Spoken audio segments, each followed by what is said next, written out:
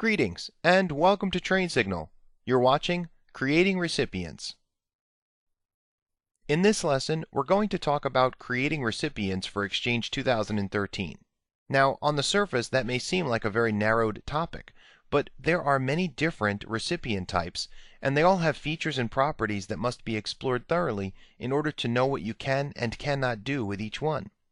So what we're going to do here is we're going to define each of the recipient types that you can quickly and easily create in Exchange 2013. We're going to take a quick walking tour of Exchange 2013 recipient types, and then we're going to look back at our scenario and we're going to look at performing different tasks that you might perform in a real-world environment. Okay, so let's get started. So when we're looking at the Exchange Admin Console, or the EAC, under the Recipient feature, you're going to see a grouping of tabs, and the first tab is Mailboxes. Under the Mailboxes tab, the most common type of recipient is the user mailbox. With user mailboxes, each mailbox is associated with an Active Directory account. And so, creating those mailboxes, working with those mailboxes, that is going to be really the bulk of your management when it comes to recipient type management, working with user mailboxes. We're going to cover that in a future lesson in greater detail. But creating those user mailboxes can be done from either existing accounts that you have in Active Directory, or if you have the proper permissions, you can create both user mailboxes and their corresponding Active Directory accounts at the same time. And so we'll take a look at this in a moment. At the same time, another mailbox recipient type is the linked mailbox recipient type. This is accessed by users in a separate trusted forest, and oftentimes the reason you create a linked mailbox is, let's say you have Exchange deployed as a resource forest. So with a resource forest scenario, this allows an organization to keep Exchange centralized in a single forest, but allowing access to the Exchange organization with user accounts that can be located in one or more trusted forests. So these are called account forests. So these linked mailboxes have mailboxes in the Exchange forest, but they link off to accounts that are located in other forests. So what happens is a disabled user account exists in the same forest as Exchange, and it's created and associated with that corresponding linked mailbox. But again, it's a disabled account, so those users cannot log in to that Exchange forest. They can log into their account forest and then can access their mailboxes that are linked to the Exchange forest. If that sounds a bit confusing, that's okay. Remember, that's only done in specific circumstances where you might set up your scenario in this way with Exchange deployed as a resource forest. If you're not doing that, if you have your accounts in the same forest as your Exchange environment, which many people do, most people do, I would say, then you don't need to ever create a linked mailbox. Now the next type of recipient is a group recipient, and that you'll find at the top of the tabs as well. Under the Groups tab, under the Recipient feature, you'll see that you can create several types of groups. The first type is a distribution group. Now a distribution group is a mail-enabled Active Directory group that's static and based on group membership, and it can only be used to distribute messages. In other words, you can use the distribution groups by emailing that group, and then whatever users are part of that group as part of the group membership will get emails because it's been sent to the one group. However, you cannot assign resources to that group. So whether it's a folder or a printer or some other network resource, you cannot use a distribution group to provide permissions to those resources. It's an Active Directory group, but its sole purpose is to distribute messages, and that's it.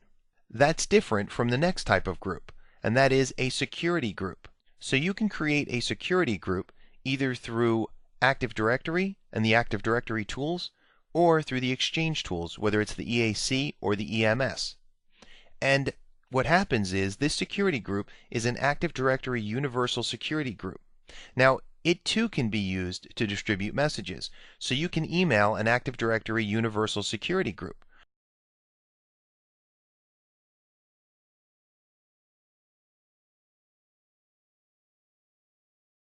to assign permissions to resources. So that's the distinction between a distribution group and a security group. So the similarity between the two groups is that you can use both for distributing emails, and both are static, so they're based on group membership.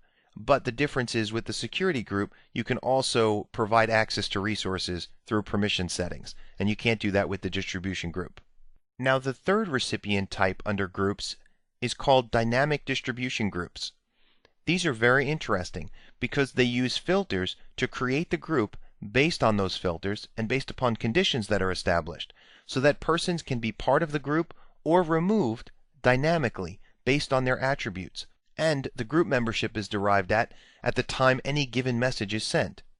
So imagine a distribution group that's based upon location, let's say Orlando. And so if, as part of your Active Directory attributes, you have it listed that your location is Orlando, then any individuals in the Orlando area, when you send an email to the dynamic distribution group that's established with Orlando as the location, well, those individuals will automatically be sent an email.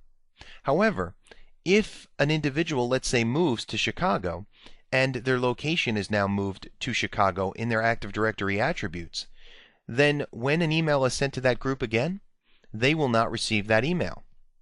And nothing really has changed on the Exchange side or even the distribution group side. It's just that once a person falls outside of those parameters and no longer meets the conditions that have been established, then they're not included as part of the group. And this happens immediately. So the moment you change a person's location, and now they fall outside of the scope of that group, well, then the next time an email is sent to that distribution group, they will not be considered part of the group. They won't get that email. So as a result, dynamic distribution groups are really interesting. However, you have to make sure that people have their attributes updated in Active Directory in order to ensure that they're in the groups that they belong in. The next recipient type in the tab section is called resources. And there are two different mailbox types under resources. The first is the equipment mailbox. This is used for scheduling purposes for items like projectors, laptops, even company cars, or whatever items really need to be managed. What's interesting is when you create an equipment mailbox, persons can have access to the calendaring side and scheduling use of that equipment, but there is no account that actually accesses the equipment mailbox. And we'll see that in a moment. However, you can delegate individuals that can approve or deny the use of that equipment.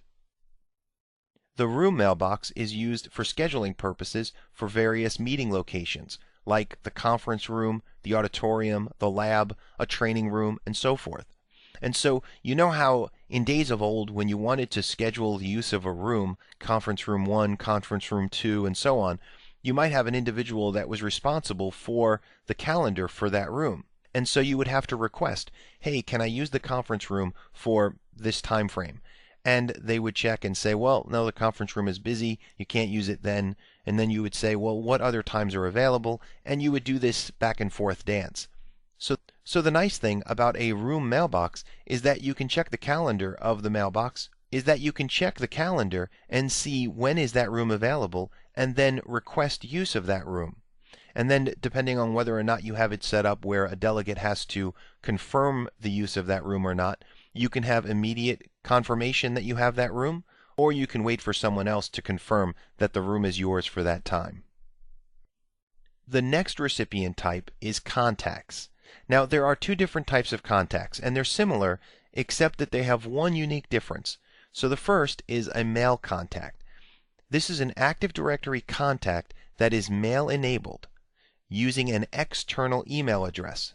So when you create a mail contact, there is an Active Directory object that's created, and it's a contact object, and it's mail-enabled in that there's an external email address. Let's say it's a yahoo.com, a hotmail.com, or whatever. It can be another company.com. It doesn't matter. But it's not a mailbox that is maintained by your Exchange organization.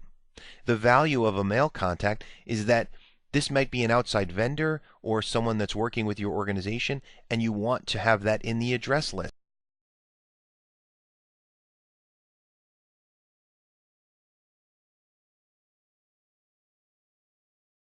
contact does not have the ability to log into the Active Directory and access resources. So even though there's an object in Active Directory for that contact is not an Active Directory account that can log in and access various network resources. And that's what makes it different from a mail user.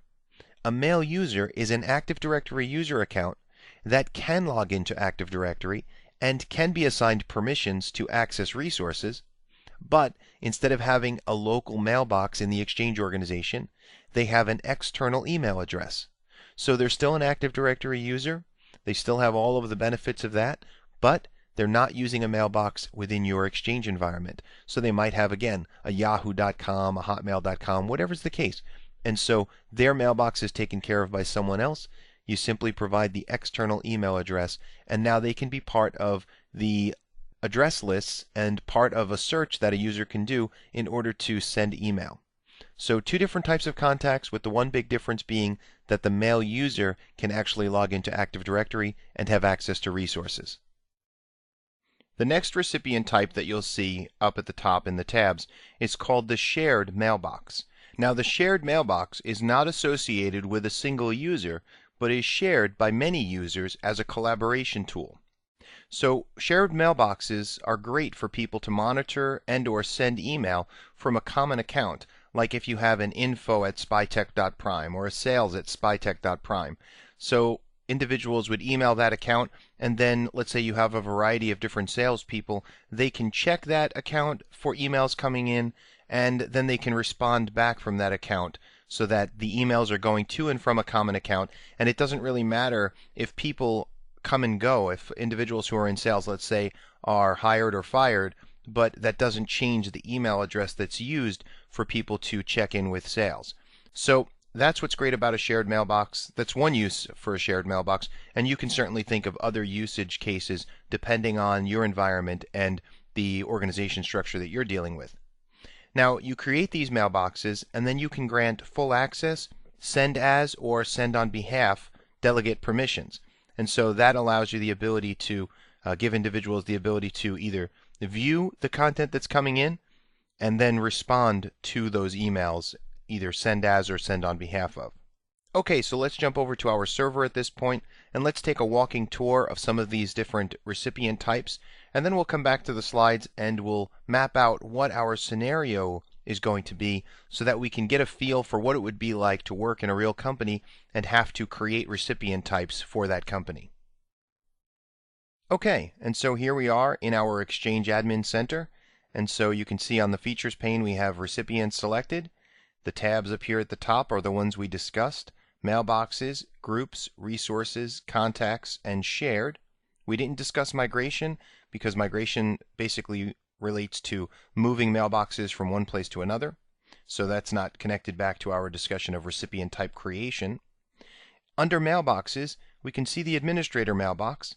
We can also see, if we select the down arrow, we can create a new user mailbox or a linked mailbox.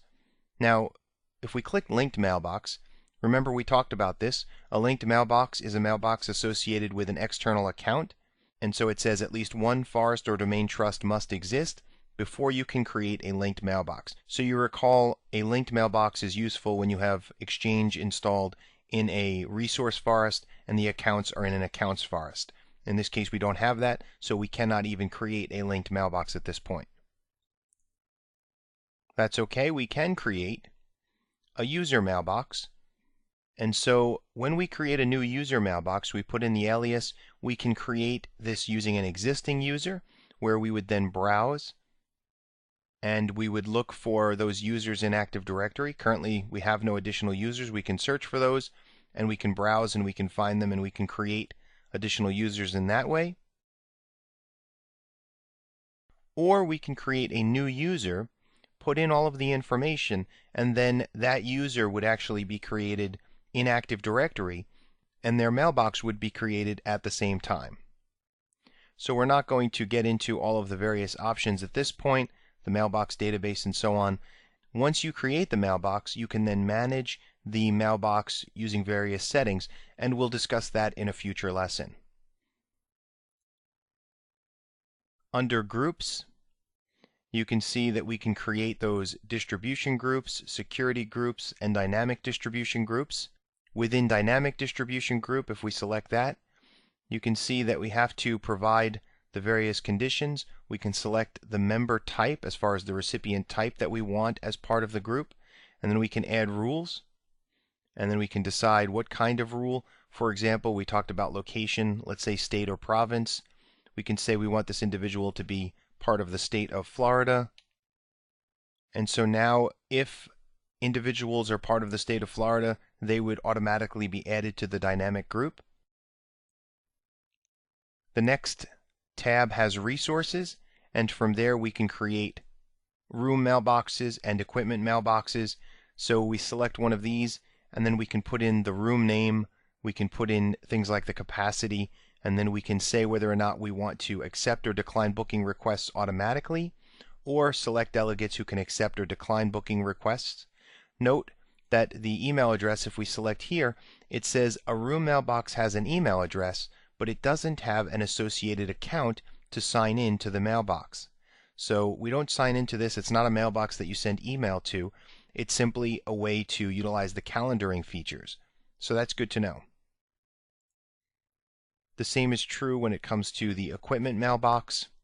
We put in the equipment name, and then we can establish booking requests to either accept or decline automatically, or select delegates who can accept or decline booking requests.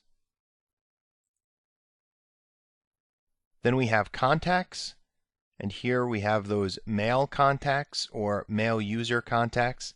And again, you recall that the difference between the two is that a mail user contact is someone who actually has an Active Directory account where they can log into the domain and access network resources, but they use an external email, as opposed to a mail contact who has a contact account in Active Directory, so they cannot log into the domain, but they also have an external email address.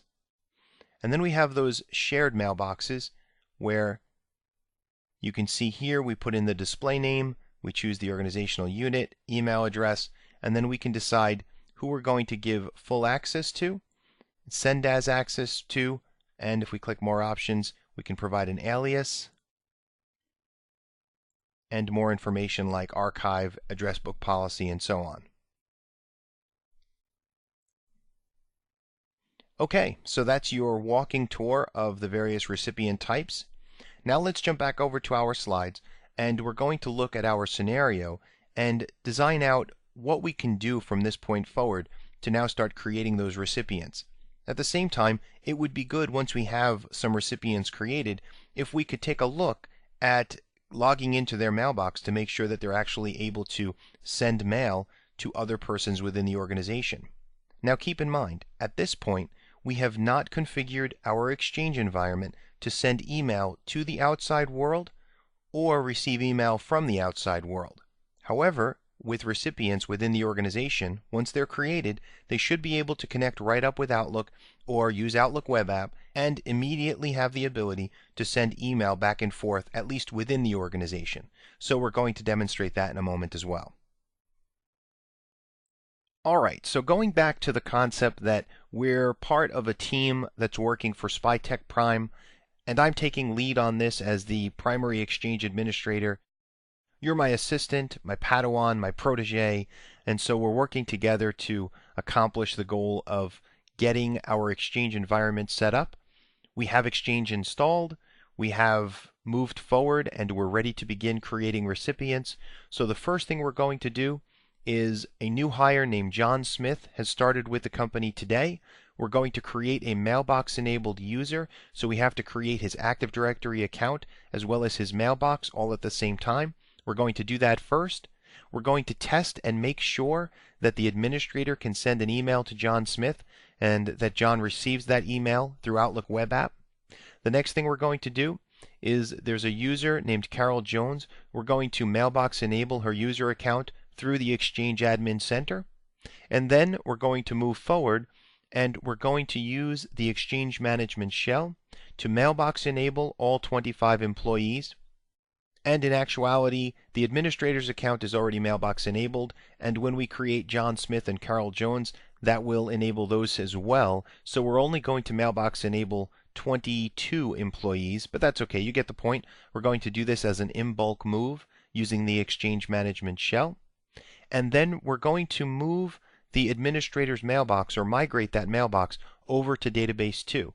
And the reason for this is because as we create these additional mailboxes for John Smith, for Carol Jones, and for the other 23 employees, well, we're actually going to be putting them into database 2, which we haven't talked about databases just yet, but we're putting them all in there because it's an easier name to remember. So the default database that's created is this really long number code at the end. And so rather than worry about remembering that, it's easy to just create a new database and then drop all of your mailboxes in there.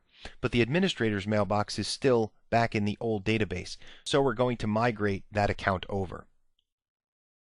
In addition, we're going to create the following: a room mailbox for conference room 1, an equipment mailbox for the projector, a shared sales mailbox, a distribution group for sales, and then a dynamic distribution group based on location. So let's say we have a grouping of people working in Florida. We're going to create a dynamic distribution group that will be able to send email to anyone who is listed as being in Florida according to their Active Directory attributes. So, some exciting stuff here. Let's jump in, let's go over to our server, and let's begin the process of creating recipients.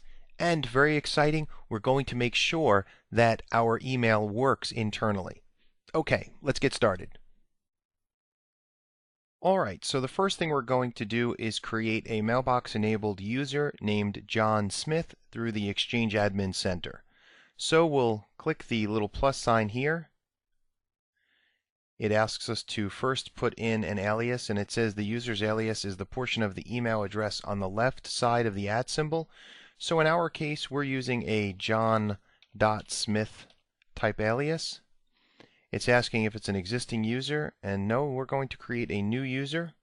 First name, John Smith. That's a good display name, and the name is down below. The organizational unit, we actually want to put John in an organizational unit. Instead of Exchange users, we'll put him right in the users container. We click OK. His login can be the same as the alias, John Smith. We'll give him a password.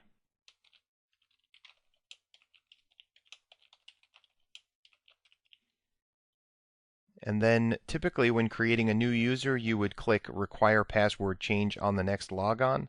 We're going to leave this alone at this point. We can click More Options, click Browse. We're going to put him in Database 2. There's 2 databases at this point, and we'll click OK and save. Not to worry, we're going to discuss databases in greater detail in a future lesson. Okay, and there we have it. We have John Smith.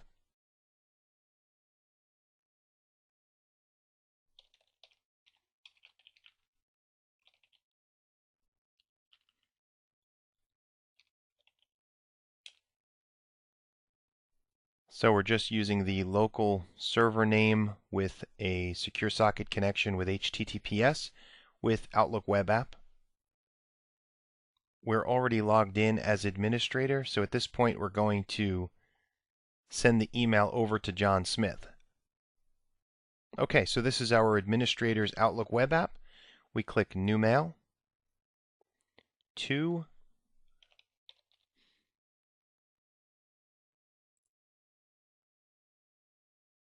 John Smith. It found us right away there. Test email. And we hit send. All right, now let's jump over and we'll log out here.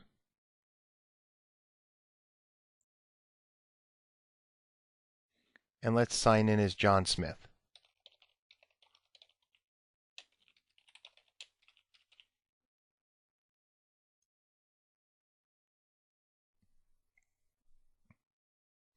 The first time you sign into Outlook Web App, you have to provide your time zone and so forth.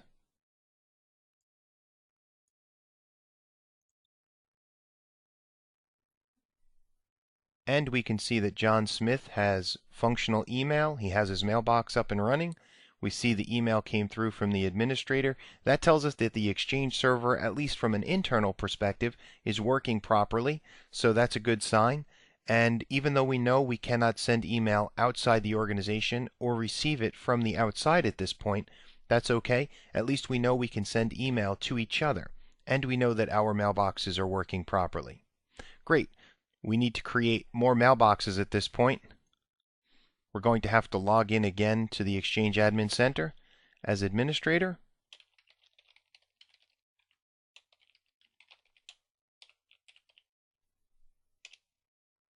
We can close John Smith's Outlook web app. Okay, so from here, we're going to mailbox enable an existing user named Carol Jones.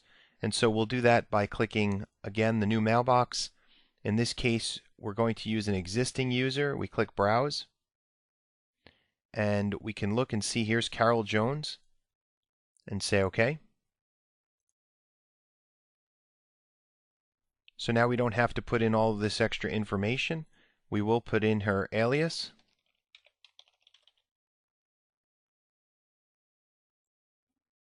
We scroll down. We can choose more options. For example, we want to put her as well in Mailbox Database 2, and we say OK, and then save. Okay, and there Carol Jones's mailbox is created. Great. So the next thing we need to do is, you saw when we went to create the mailbox that we had a ton of existing users here in the Exchange Users folder. There's about 23 different users there. None of them have mailboxes at this point. And so we could go through and create a mailbox for each one individually. However, we've mentioned that PowerShell is perfect for this type of quick, fast, bulk operation. So let's prove that. Let's open up our Exchange Management Shell.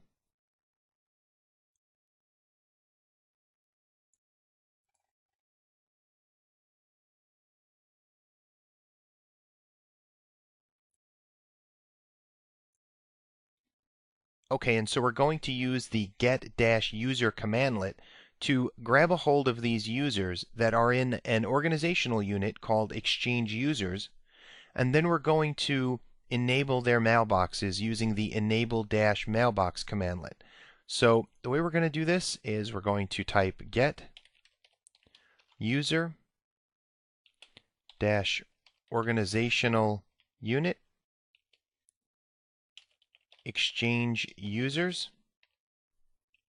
We will pipeline that out to enable-mailbox, and we'll tell it what database to put it in, database 2, and we hit enter.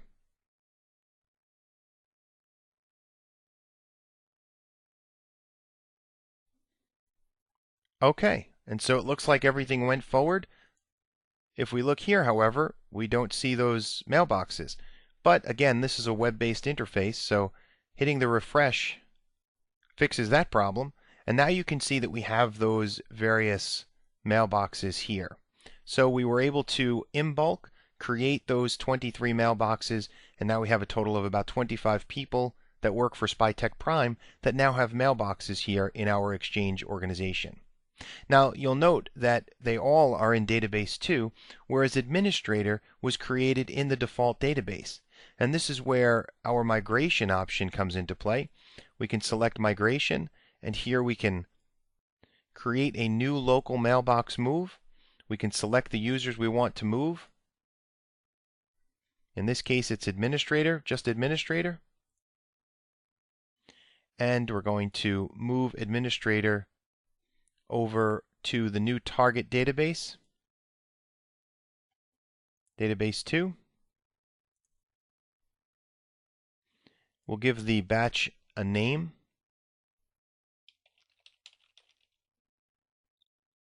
And we're not going to move any archive mailboxes, so we're just moving the primary mailbox. We don't have an archive database set up for this user. We click Next. You can see that a report will be sent, and we're going to have this automatically start the batch. We click New.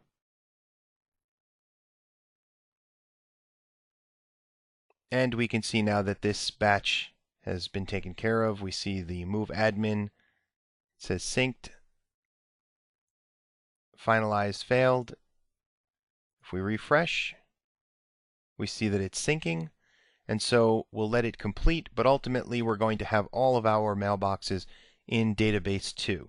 So that's how you would move them. Obviously, you typically wouldn't just move the one user. You would move a grouping of users over to the other database, but that's pretty much how you use the migration tools. So now we have all of our users, 25 users with mailboxes, and they're all in database 2. The next thing we're going to do is we're going to create a resource room mailbox, and this is for conference room 1.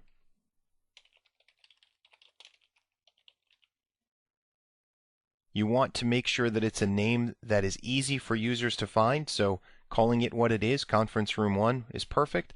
For the email address, we can just have it be cr1@spytechprime. We don't have to choose an organizational unit. It will go in the default users container if we don't.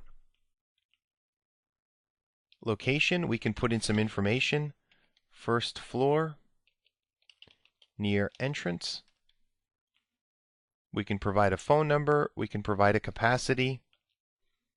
Let's say 20 persons can comfortably sit in the room. And then in this case, instead of selecting delegates, we're going to let it accept or decline booking requests automatically based upon first come, first serve. And we say save.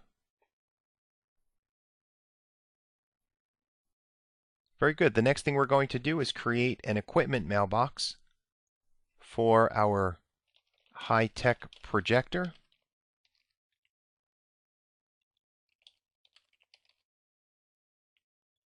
Again, we're going to leave it as the user's container. We're not going to provide delegates to accept or decline booking requests. Although we could select the second option here and then select the plus sign and let the administrator, or let's say one of these other individuals, will allow Bethany here to be the one who handles the delegation. And then click Save. Perfect. So we have our room and our equipment mailbox types there. We're going to create a shared sales mailbox.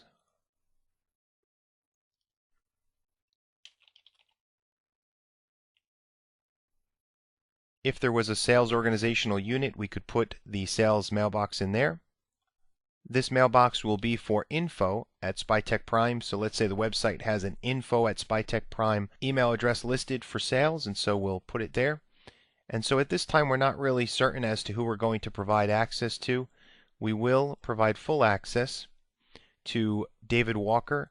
He's the head of sales. And later on, we can always adjust this and add additional persons and give them send as permissions and so forth.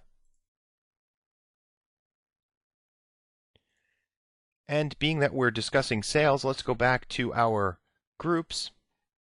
And we're going to create a distribution group for sales.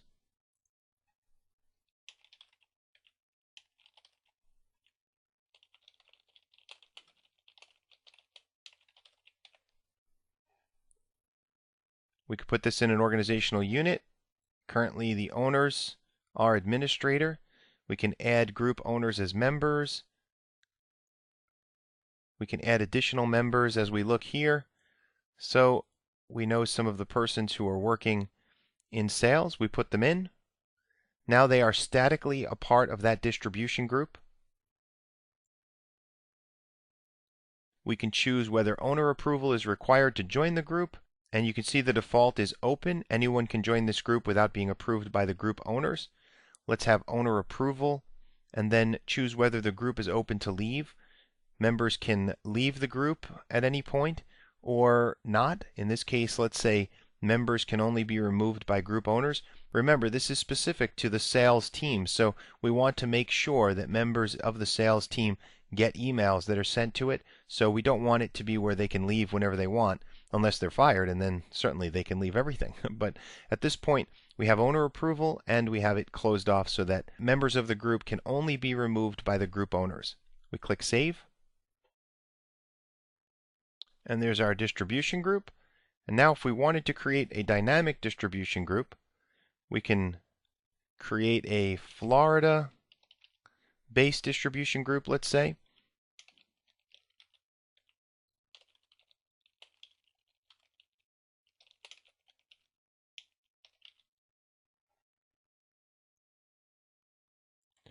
We can choose the owner of that group.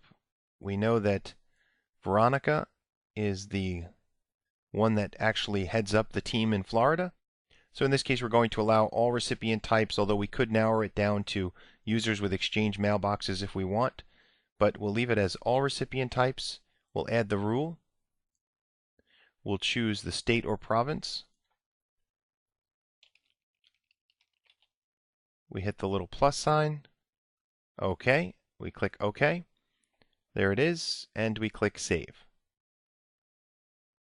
So now when you send an email to the Florida Dynamic Distribution Group, any individuals who have that listed in their Active Directory attributes as being part of Florida, being in the state of Florida, well, now they will get emailed with anyone else in that distribution group that is created on the fly dynamically. So you can see creating these different recipients, it's not very difficult to do. It's essential to know how each of these different recipients work so that you know when to create a contact, you know when to create a group, and you know which type of contact or group to create and so forth. It's essential that you have this really clear in mind because obviously the whole point of Exchange is to be able to manage recipients. And that doesn't just include mailboxes, it includes all of these various different types of recipients. Alright, so we've done quite a bit in this lesson. We'd like to thank you for watching. We hope you found it informative, and we'll see you in the next lesson.